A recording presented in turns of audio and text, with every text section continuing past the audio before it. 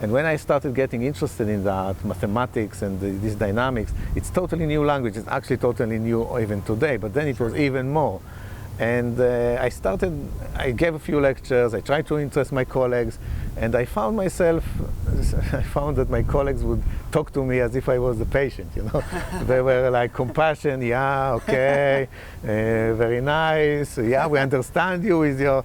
And when I went to do a postdoc in the States, and I talked with even senior people, some of them thought I was delusional. I mean, I have my trainer, he says to me, when he meets me, are you still with your delusion? But many of them realized, actually my chair of department, many of them realized that what I was talking then, now is becoming mainstream slowly.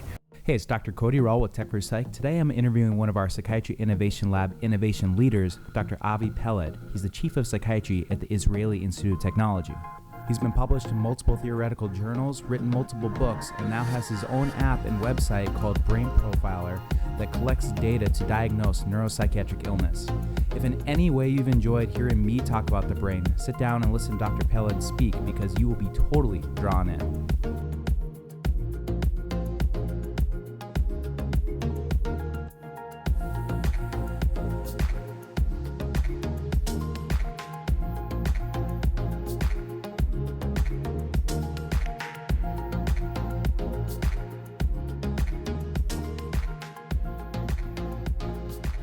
Dr. Peled, thanks so much for being on Tech4Psych with me. We're here for the Psychiatry Innovation Lab, and we actually met a couple of days ago, and we were just talking, and I was so captivated in what you had to say. I wanted to have you on the channel because you talk about a lot of things that I've been trying to investigate and talk about on this channel, and I invited you on so that I could hear all about it. You're a chair at the Israeli Institute of Technology, and then visiting us here. So I was hoping you could just talk a little bit about your research and what you've done over the years. Okay, my research began with the understanding that one of the critical problems in psychiatry is the fact that psychiatry has a diagnostic system which is descriptive. A descriptive diagnostic system is very problematic. It bases only on the signs and symptoms of the patient, so it's only descriptive. So let's take, for example, a clinical situation in psychiatry where a patient comes to the psychiatrist and says, "Doctor, I'm sad, I'm depressed, what do I have?" And the psychiatrist will say, "You have depression." And the intelligent patient will say to himself, "I just told you that. What added value can you give me?"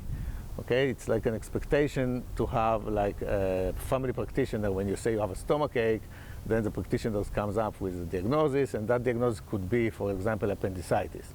Appendix is a place in the body, and what happened to it. Okay, in psychiatry we don't have that, because when you say depression, it's not a place in the body, and it's not some kind of mechanism. Right. So we are still at the stage where we don't know the etiology, the causes of mental disorders. And this is critical because you will never be able to fix something if you don't know what's wrong with it. And you're talking about the DSM-5, right, which is the most recent diagnostic manual that just came out a couple of years ago.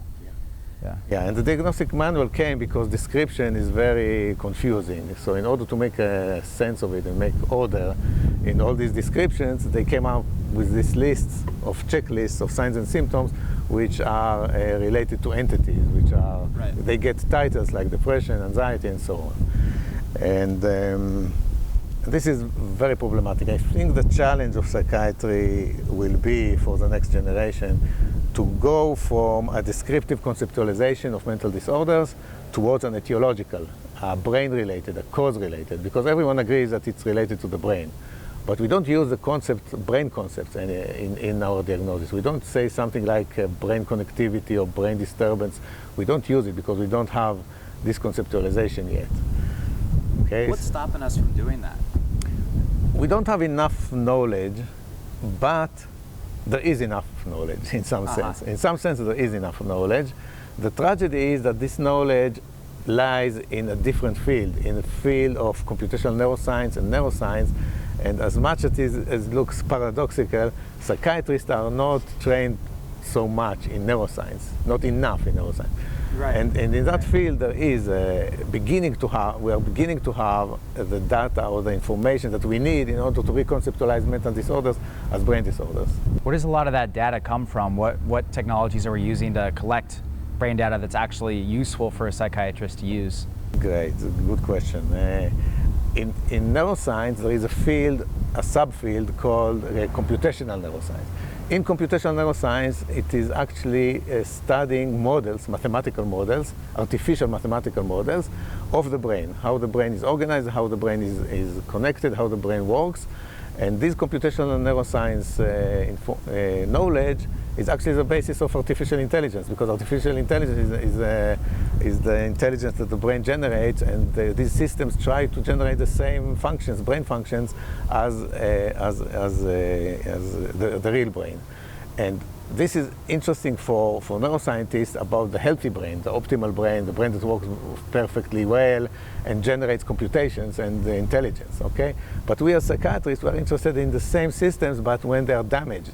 Right. We are actually interested in the patterns of damage for this, because there are many patterns of the damage which probably will correlate in the future with different types of mental disorders. So that's what we are interested in. So yeah. I think that when people think of damage, they think of actual things that you can see on imaging, like an MRI. You'd be able to take an MRI and see that part of the brain is damaged, but that's not what we're talking about, is it? It's how the neurons are actually communicating with each other, right? So what technology or what modalities are we using to actually like get that data? Okay, exactly. So if it was easy, if it was just a damage that you can see easily, then it would be easy. But we didn't get there yet. Why? Because exactly what you're saying. We are talking here not about actual damage to the structure or to the units. We are talking about damage of organization, damage of interaction between units, between neurons. You can maybe use as a metaphor an orchestra, where the players don't coordinate their play one with each other, and the music is not perfect, okay? But if you look at the players themselves, they are not damaged. Each one of them is integrated and entirely healthy, but the combination between them is the damage. So the damage is very subtle here. It is a functional. It's instead of structural, it is a functional damage to the network activity, optimal network activity. So the optimal network activity relates to its coordinations between the units, which is optimal. And when that is not optimal, it could be either because there is a disconnection, they don't connect well and they don't synchronize well, or overconnectivity, where they are overconnected, or all the neurons together are constraining each other's activity. So these subtle changes in the activity of the network are the ones that probably underlie disturbances of optimal brain in psychiatric disorders. So it's very subtle. And can you talk a little bit about how that manifests in the person? It's depression, anxiety, that sort of thing, right? Yeah. So let's take, for example, the most serious mental disorders which are related to psychosis. So that would be very severe disturbance. And in that specific disturbance, there is a lot of data that exists talking about disconnection dynamics. Disconnection would be the different regions in the brain or different subsystems and network systems act statistically independent of each other. So that could be really intuitive to the phenomenology of the psychosis. For example, psychotic patients typically hear voices, okay? So they have hallucinations. And it could be that the brain as a system, the auditory system, and the speech interpreting system act statistically independent of the rest of the brain. Yeah. So it's disconnected from vision, so they don't see anyone, but they hear. And the environment is integrated in such a way that only the auditory system acts without connection to the rest of the environment, so they will hear voices and they will not see people. So it's intuitive in the sense that disconnected system from the rest of the brain. Let's assume that now we are talking, and each concept, each word that I say, or each concept that I say is represented by a group of neurons, okay? And then another concept by another group of neurons. Now, in order to make sense of it, we have to connect the different activations. So one activation is connected to the other. And let's assume now that there is a disconnection dynamics. And I would say one concept which is not connected to the other. So what we get is patients that have this kind of disturbance, what we get is that one word or one sentence is not connected to the other sentence. And that would be loosening of association. So loosening of association could also intuitively be described as a disconnection dynamics. So now if you have disconnection dynamics, you can begin to explain the phenomenology. You explain this connection between words and sentences, and you explain the hallucinations also. Yeah. And you can explain something more relevant. For example, psychotic patients, typically they have delusions. Now, what is a delusion? It's a false, unshakable belief. Okay, so they get false ideas. So those false ideas, how do they come about? They come from interpreting the environment. And how do we interpret the environment? We use logic. And how does logic work? Logic works by association. If I think about going outside, okay, one concept, and it's raining outside, a second concept, then I will get wet. This is a third concept. Yeah. But if I have these connections, then I can think naturally that I can go out, it's raining, and I will stay dry. There is this connection between the concepts, and that's logic. Logic is also related to association structure. Yeah, yeah. So if you get a disturbance in logic, you get interpretations of things in an erroneous way, wrong way, and then you get false ideas. So look how many phenomenological dominant findings of psychosis, like loosening of associations, like hallucinations, and like delusions, are all explainable just by this very simplified way that I talk about it as a disconnection dynamics. It's much more complicated than that. Yeah, yeah. Can you talk about what RDOC is and what you think it's actually trying to do in terms of putting this type of information together? Okay, the RDOC, when we talk about the RDOC, we have to mention a very brave, I think, psychiatrist, Thomas Insel. He was the head of the NIMH, and he, as many psychiatrists, realized the problems of a descriptive system. And he wanted psychiatrists to get out of this box of looking at everything according to the DSM, right, because he believed probably that the DSM is very limited and actually just a descriptive system, and he wanted psychiatrists to move towards brain-related diagnosis. So he designed this RDOC more as a research and more as a conceptual orientation towards the brain for psychiatrists. So the RDOC is actually taking all the phenomenology of psychiatry, or most of the phenomenology of psychiatry, and also cognitive phenomenology, putting it in a table, on one side of the table, and then orienting psychiatrists to the brain, so they need to think about each one of these phenomenological aspects related to the brain. So he has the brain at multiple levels.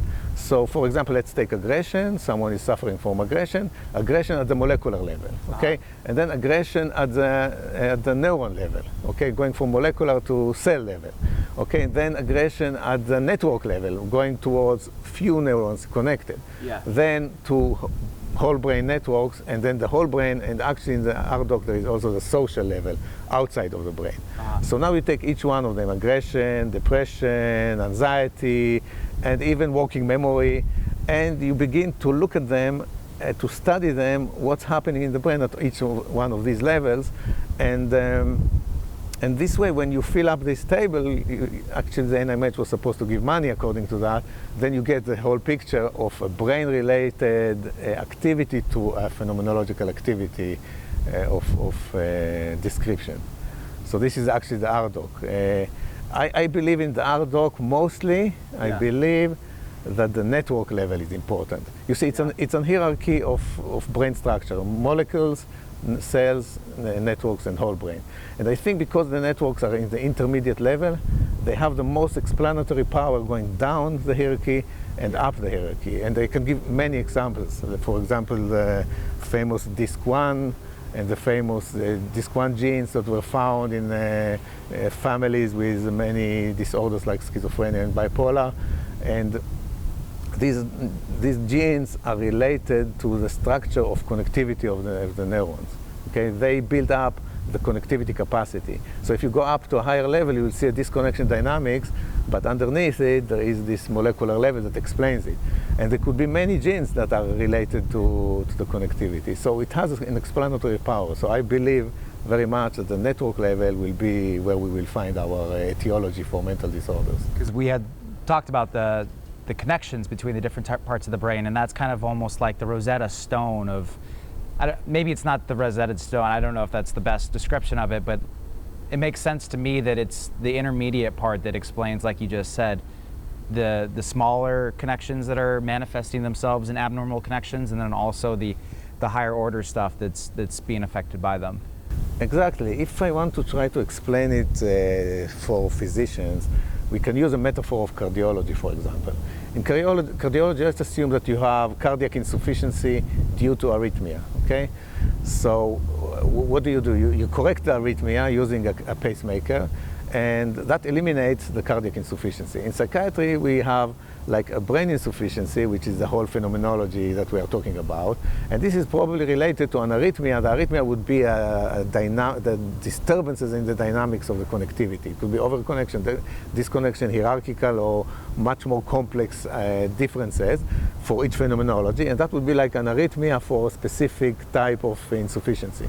So the future is very promising, because once we really validate the arrhythmia and we really know that it is true, then we are open to the intervention. Then we know what the intervention will be. All we will need to do was correct the arrhythmia. It's like in the brain, it will be like optimizing brain activity and eliminating symptoms. So in the future, imagine sophisticated brain pacing devices or dynamics, or it will be probably nanotechnology, whatever, that will optimize the brain, and you really cure effectively the patient. I mean, curing patients in psychiatry is something, I mean, cure is cure, not just, you know, the patient goes home and he's still suffering. Yeah. Cure is being like me and you, and is totally free of any deficiency or any symptoms. Right.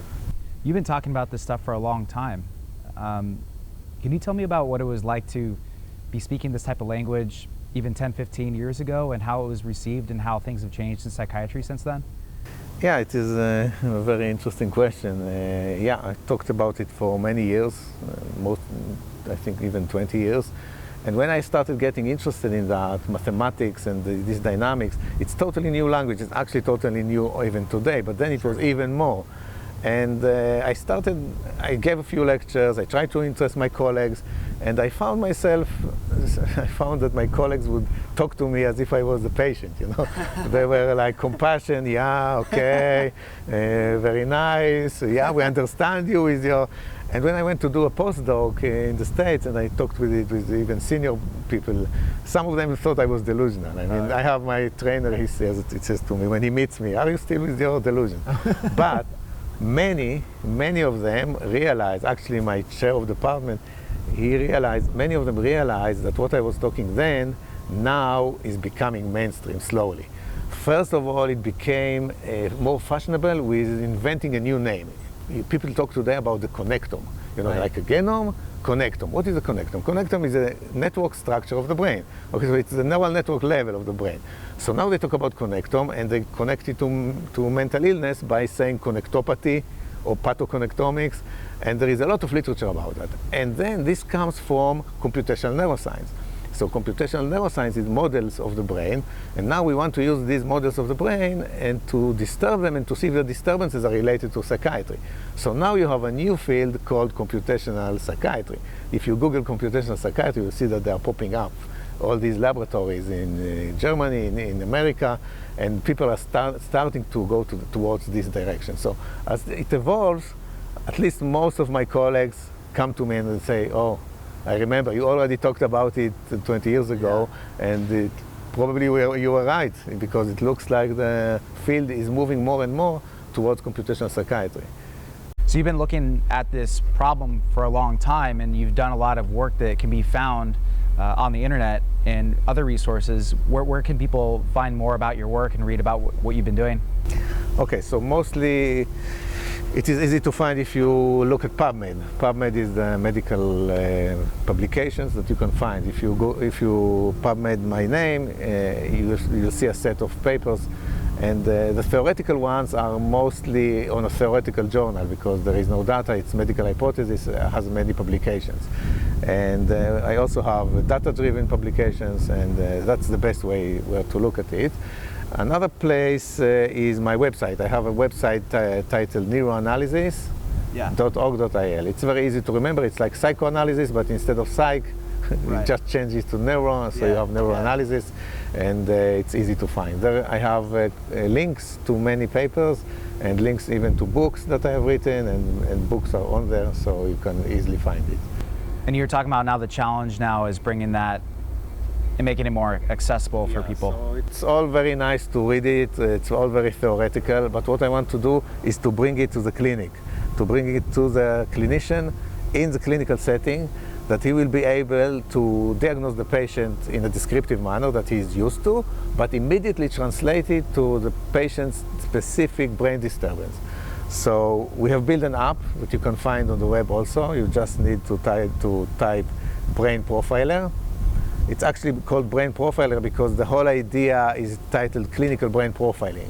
So it's a clinical assessment that gives you a hypothesis what is the brain profile disturbance of the patient. Yeah. So it's called brain profiler, and we have an application, brainprofiler.com, and there you can actually, it's free, open access, you can actually diagnose the patient according to regular scales, Hamilton, PANSS, and so on, and the program itself gives you a testable hypothesis of a profile, a specific personal profile of the disturbance of this patient. So let's assume the patient has a lot of hallucinating associations, delusions, and so on.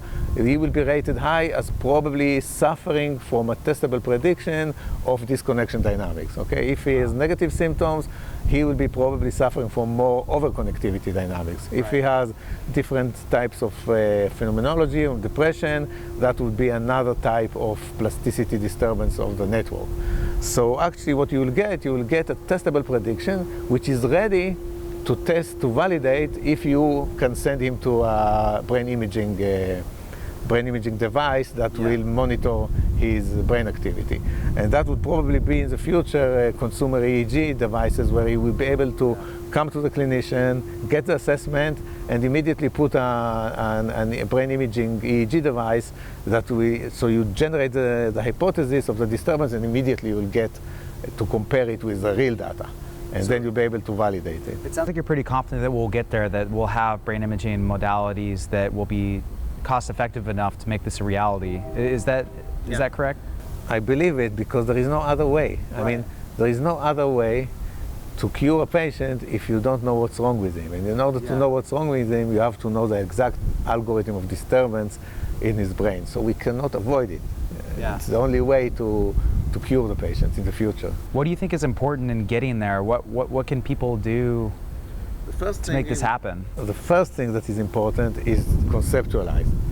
Change the conceptualization. We are so used to the descriptive system. We have to begin and try to think about the patients in computational neuroscience way. Okay, the day that a resident in the clinic will come in the morning to present a patient and say, I see this patient who has hallucinating association and delusions, and I think that he's suffering from a disconnection dynamic spread in the cortex, that day will also give him the idea to try and test it. Because today when you say depression, what are you going to test? Depression is not a place, and it's not a mechanism. First you have to translate it to a brain-related mechanism, and then you'll be able to validate it. As long as you don't do that, we will never progress. We have to do this stage, and there is no other way than that, to find the etiology in the brain of the mental disorder. Yeah. When that day comes, you will be able to correct it because you will know what to correct, you will know what to do. I feel like there's a lot of people that are really cynical or don't have much confidence in EEG or brain imaging modalities to actually make this happen. Where do you think that comes from? Why are people so difficult to change and accept new ways of doing things? Excellent question, because first of all it is hard, because if it wasn't hard, we would already be there. Yeah. So just the fact that we are sitting and we don't know it yet means that it is very hard. And it is because the brain is a big challenge. The brain is very noisy. To extract relevant, subtle information from the brain is as subtle as it is most complicated. So how do you do that? You do it by signal processing. Signal processing is a whole huge field of academy of signal processing, and signal processing is not strong enough. The mathematical of signal processing is probably not strong enough, while the brain is too noisy. So noisy brain and not powerful enough signal processing. And how do you overcome that? You overcome it by technology, by large data. If we will have large data of phenomenology related to the brain disturbance, then this large data will help us, will enable us to extract the subtle changes in the noisy brains. So this is actually why technology is so important here. This is why we need to go to technology. Look, before the microscope was invented, people didn't know how disease was transformed. And the technology, this is technology. So once we will have a powerful technology of large data, the large data itself will help us. Let's say we have large data of imaging, a large data of phenomenology, we can begin and see the causal relationships. Yeah. And here with brain profiling we have a specific testable prediction. This patient will have this kind of disturbance. Right. So large data of this and large data of this, hopefully this is the only way to overcome it, I think. Yeah. I feel like I've seen more and more of these studies coming out in the journals looking at brain connectivity and using these different devices.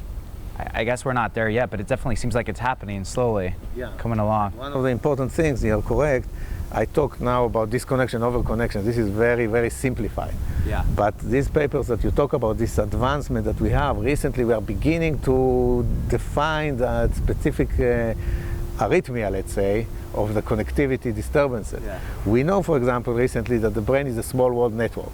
Small world network means that there are many nearby connections and a few far away connections. There is a balance between many clustered connections. It's called cluster coefficient, and long pathway.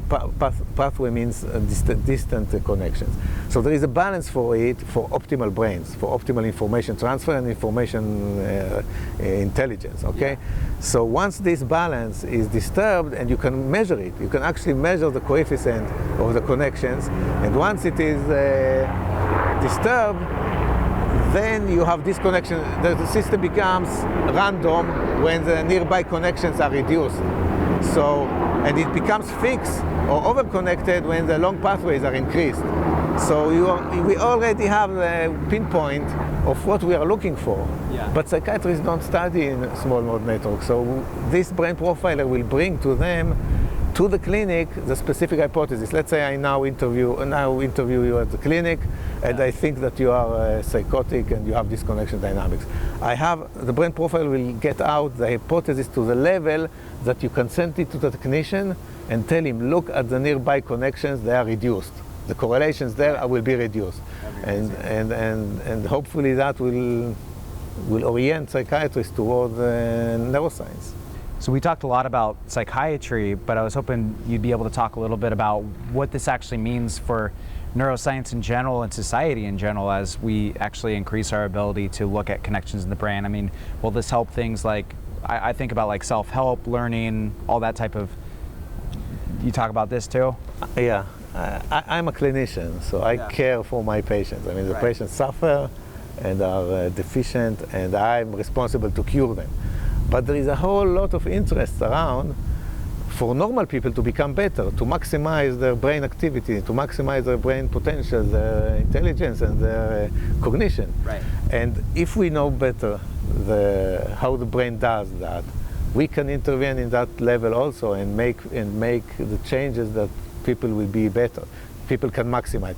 Because look, we're actually talking, if we're talking in a very general way, we're talking about an optimal brain, that's of normal people without symptoms.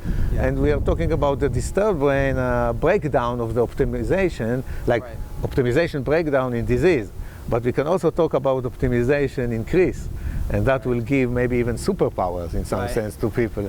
And that's thing that interests many. It interests everyone today. I think if you see Google, and everyone is going towards this direction, which is fine, fascinating. But for my patients, it's critical that I can bring their brain from a breakdown to an optimization, a normal optimization. Yeah, absolutely. Well, thank you so much for meeting with me on this. I had so much fun talking with you this week. And